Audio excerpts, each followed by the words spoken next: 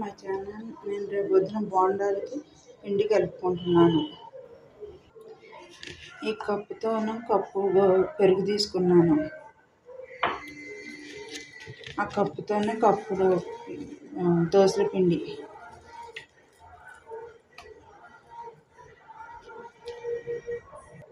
చిటుకుడు soda, పప్పులో soda,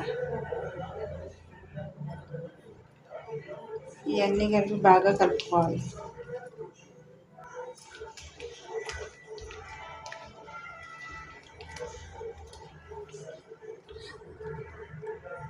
ఇప్పుడు దీంట్లోకి గోధుమ పిండి కలుపుకుంటున్నాను.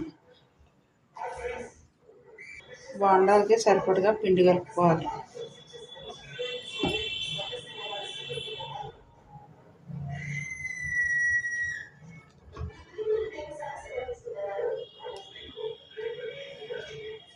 ఇవన్నీ ఈ పిండి అంతా బాగా కలిసేలా కలుపుకోవాలి.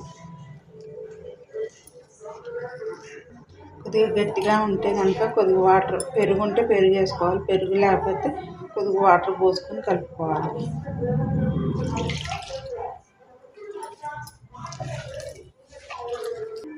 బోండాల పిండి ఇలాగ కలుపుకోవాలి.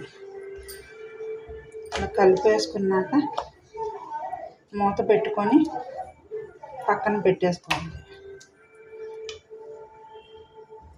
పొద్దున్న అవలేని వాళ్ళు సాయంత్రం పూట కలుపుకొని పెట్టుకోవాలి. పొద్దున్న కుదిరే వాళ్ళు పొద్దున్నే లేగిసిన వెంబడే కలిపేసుకొని పని చేసుకుని ఒక 3 గంటల సేపు నానబెట్టుకొని బోండాల్లాగా వేసుకుంటే బాగా వస్తాయి. మూత పెట్టుకొని పక్కన పెట్టుకోవాలి. బోండాల పిండిలో తగినంత ఉప్పు వేసుకోవాలి. ఇది ఒకసారి బాగా కలుపుకోవాలి.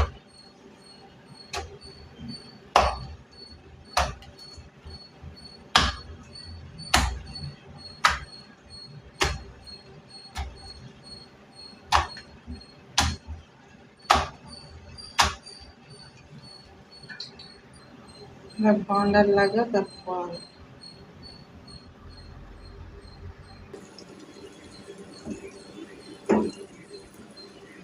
ఇలా బోండాల్లాగా వేసుకోవాలి.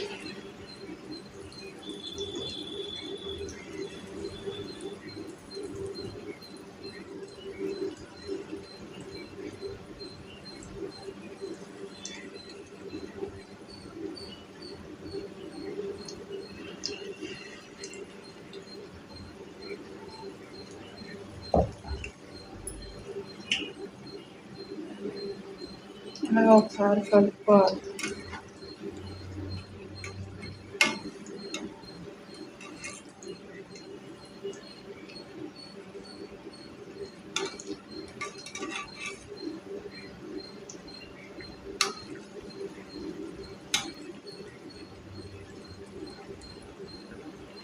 ఇలాగా బాగా కలుపుకుంటూ వేపుకోవాలి. వేగిన తర్వాత ఒక గిన్నెలోకి తీసేసుకోవాలి. ఒక ప్లేట్లోకి తీసేసుకోవాలి.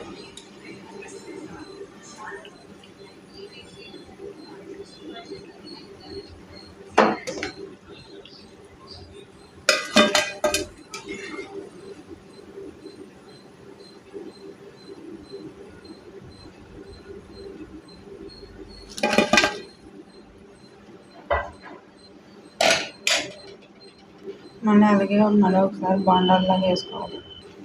వీటిని కూడా బాగా కలుపుకుంటూ వేసుకోవాలి.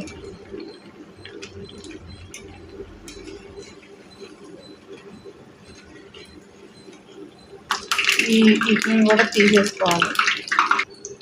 బోండాలు రెడీ అయిపోయింది. స్టవ్ బంద్ చేసుకుంటాం.